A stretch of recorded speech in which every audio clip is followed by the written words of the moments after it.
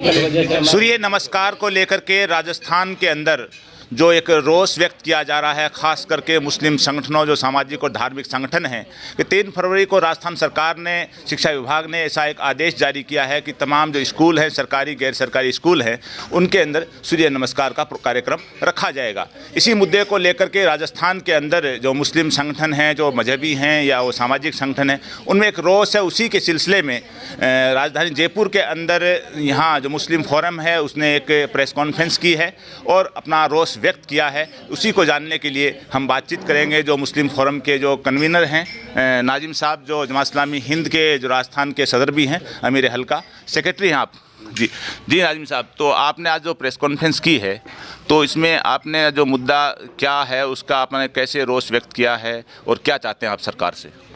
हमारा कहना ये है कि सरकार कई साल से इसका विरोध होता आ रहा है। सरकार सूर्य नमस्कार के ऑर्डर्स जारी करती है और 2-3 साल पहले जब सरकार ने इसको किया था तो हाई कोर्ट ने सरकार से कहा था कि आप इसको अनिवार्य नहीं कर सकते, इसको कंपलसरी नहीं कर सकते।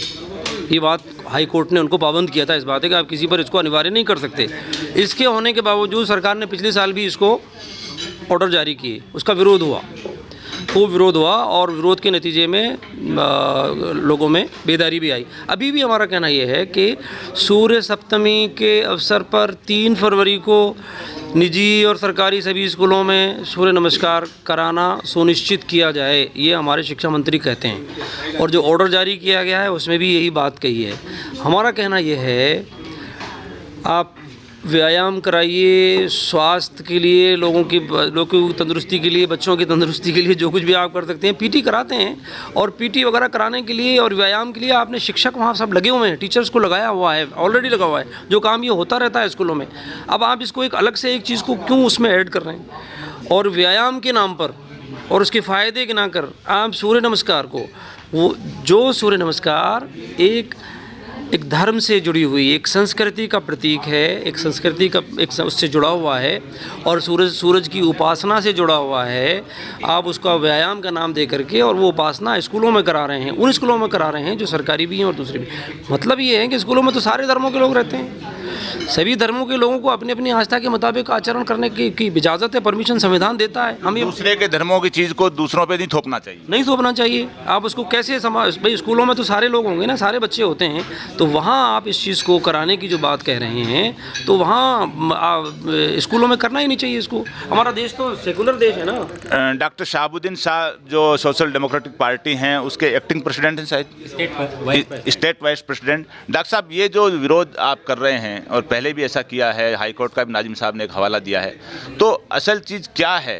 क्योंकि जो सूर्य नमस्कार का हर साल ऐसा मुद्दा आता है, तो जो आपने डिमांड रखी हो अपनी जगह नाजिम साहब ने बताया है, तो इसकी जो सारी की ये क्यों नहीं किया जाए?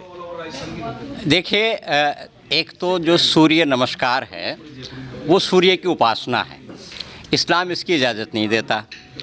भारत का कॉन्स्टिट्यूशन सेक्युलर कॉन्स्टिट्यूशन है।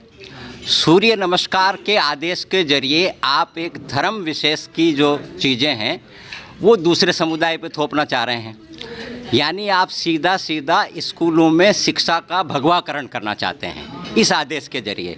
तो इससे एक तो जो कॉन्स्टिट्यूशन का जो बेसिक स्ट्रक्चर है उसके खिलाफ ये आदेश, दूसरा जो माइनॉरिटी को जो फंडामेंटल राइट दिए हैं कॉन्स्टिट्यूशन का, आर्टिकल 25 है, 28 है, 26 है, 29 है, ये आदेश उन कॉन्स्टिट्यूशन के फंडामेंटल राइट्स को भी वॉयलेट करता है, यानी जो हमारे जो मौलिक अधिकार हैं उस पे भी हमला है।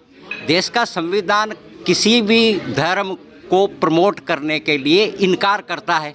ये जो आदेश है ये पूरी तरह राजस्थान सरकार का, शिक्षा मंत्री का जो आदेश है ये पूरी तरह संविधान के खिलाफ है।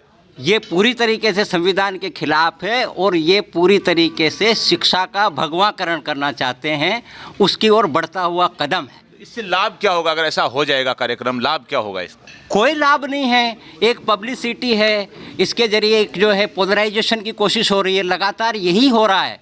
नॉन इशू को इशू बना के और देश की पॉलिटिकल एजेंडे को सेट किया जा रहा है। आप फिजिकल एक्सरसाइज करवाइए, कौन रोक रहा है? हाफिज मंजूर साहब जो जमीयत उलमा राजस्थान के जो पदाधिकारी हैं, हाफिज साहब, अगर ऐसा कार्यक्रम होता है और सूर्य नमस्कार के नाम पे जो भी होता है, तो उसमें ऐसा क्या चीज़ है कि जिससे मतलब मुसलमानों के लिए, इस्लाम के लिए कि ये चीज़ प्रभावित होती है कि ऐसा नहीं होना चाहिए? अगर ये आधा घंटे का, 15 मिनट का, 10 मिनट का कोई प्रोग्राम होता भी है तो इस पर प्रभाव क्या पड़ता है इस्लामिक आइडियोलॉजी के ऊपर, जैसा कि लोग विरोध कर रहे हैं? देखिए, एक तो जैसा कि आपको मालूम है कि ये चीज़ जो है फंडामेंटल राइट्स जो हैं उसके विरुद्ध है, इसलिए कि फंडामेंटल राइट्स में हर शख्स को अपने मज़हब के मुताबिक अमल करने की आज़ादी दी है और इस बात से इनकार किया है कि अपने अक़ीदे को या अपने तरीक़ों को दूसरों के ऊपर थोपने से मना किया गया है। तो ये एक तरीक़े से मुसलमानों के ऊपर ये चीज़ थोपी जा रही है।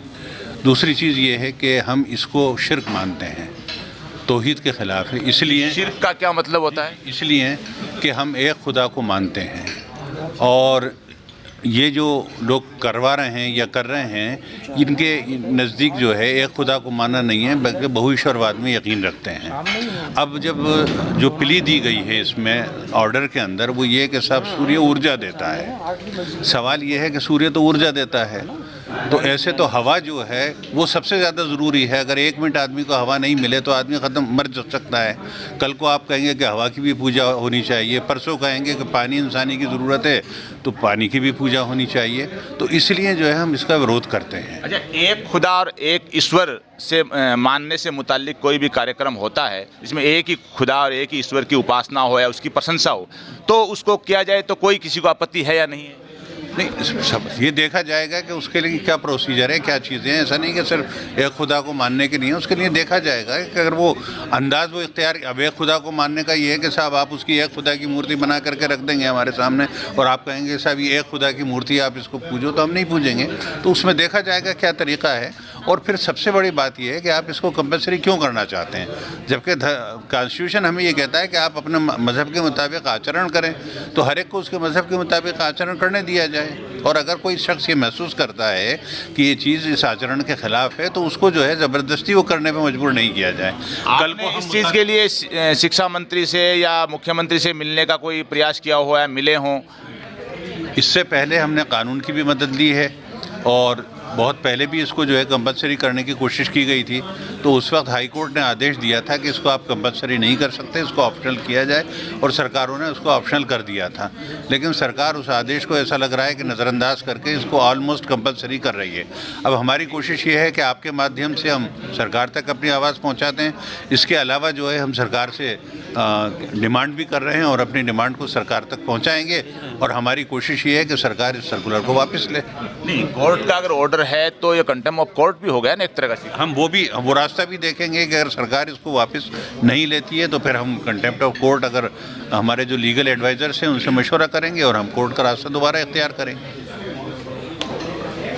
ये जो प्रेस कॉन्फ्रेंस हुई है इसमें तमाम तरह इशू आए हैं सूर्य नमस्कार को लेकर के। जाहिर सी बात है कि जो संविधान में राइट है हर आदमी को अपने धर्म की, अपनी आस्था की, जो एक मानने की, इसको प्रचार करने की, लेकिन वो दूसरों को प्रभावित नहीं करे। लेकिन सरकार की तरफ से, अगर शिक्षा मंत्रालय की तरफ से, शिक्षा विभाग की तरफ से किसी भी धर्म को अगर प्रभावित करने की या किसी को कोई डैमेज करने की जो कोशिश होती है या किसी को थोपने की होती है, जाहिर सी बात है उसमें रोष होता है, गुस्सा आता है, और उसी के लिए प्रेस कॉन्फ्रेंस की गई है। अब देखना यह है कि इसका कितना बड़ा प्रभाव पड़ता है, सरकार इसको अपने आदेश से इसको पलटती है कि नहीं पलटती है। और इसमें कोर्ट का ऑर्डर भी बता रहे हैं कि अगर ऐसा नहीं हुआ तो फिर कोर्ट के भी दरवाजे खड़खड़ाए जा सकते हैं। आज के इस एपिसोड में बस इतना ही। जय हिंद, जय भारत।